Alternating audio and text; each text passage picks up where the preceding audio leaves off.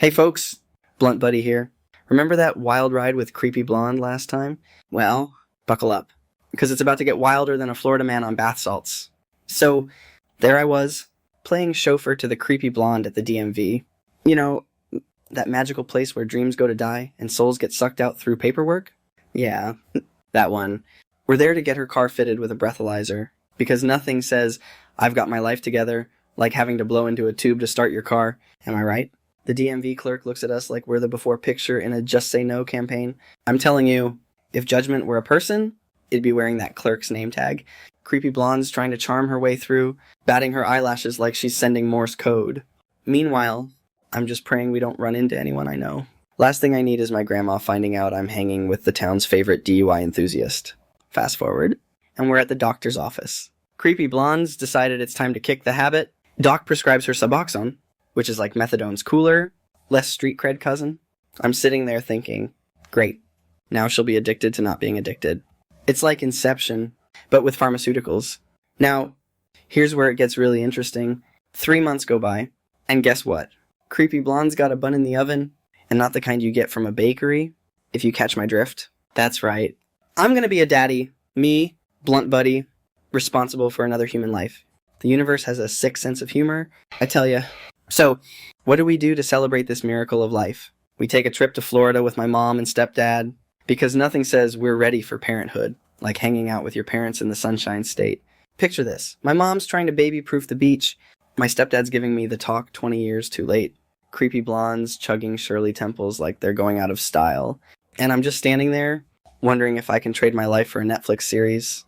We hit the beach, and Creepy Blonde's rocking a maternity swimsuit that looks like it was designed by a colorblind clown. My mom's slathering sunscreen on her belly like she's basting a turkey, yelling about fetal sunburns. Meanwhile, my stepdad's building a sandcastle he swears is practice for the nursery. I'm just praying a rogue wave will come and wash us all out to sea. As we're sitting there, watching the sunset, Creepy Blonde turns to me with this look in her eye. The kind that says, I'm either about to profess my undying love or ask for your kidney. She grabs my hand, looks deep into my eyes, and says, Blunt Buddy, I think I left the stove on at home.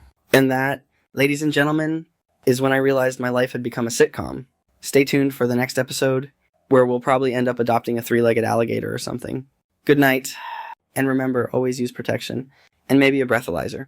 Oh, you want more? All right.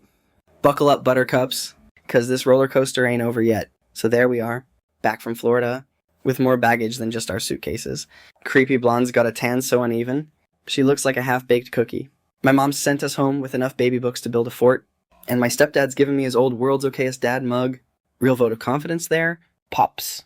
Now, remember that breathalyzer in Creepy Blonde's car? Yeah. Turns out pregnancy and breathalyzers don't mix. Every morning, she's out there, huffing and puffing like the big bad wolf, trying to start her car. I swear, the neighbors think we're running some kind of weird wind instrument orchestra. One day, she calls me in a panic. Blunt Buddy, she says, the car won't start. I rush over, thinking maybe the breathalyzer's broken. Nope. Turns out, she'd been eating so many pickles and ice cream that the salt threw off the readings. Who knew? Pregnancy cravings, 1. Modern technology, 0. Speaking of cravings, let me tell you about the Great Midnight Taco Run of 2024. Picture this. It's 3 a.m.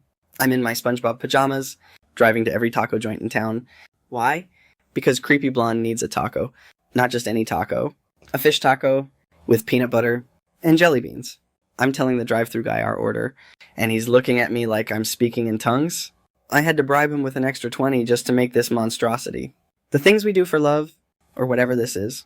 Oh, and let's not forget the baby shower. Creepy Blonde decides she wants a gender reveal party. I tell her, honey, with our luck, we'll probably set the whole town on fire. But does she listen?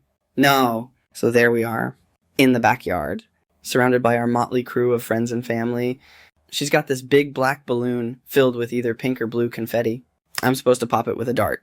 Now, I don't know if you know this about me, but my aim is about as good as a stormtrooper with vertigo.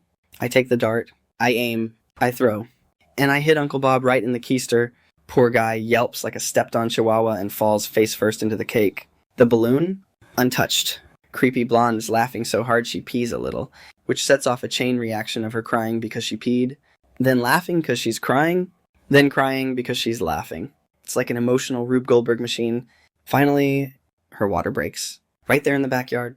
Uncle Bob, still covered in cake, faints dead away. My mom starts screaming about boiling water and getting towels like we're in some 1950s sitcom.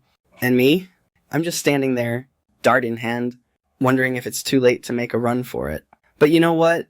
As I'm driving Creepy Blonde to the hospital, her cussing up a storm that would make a sailor blush, I realize something. This crazy, messed up, utterly ridiculous life. I wouldn't trade it for anything.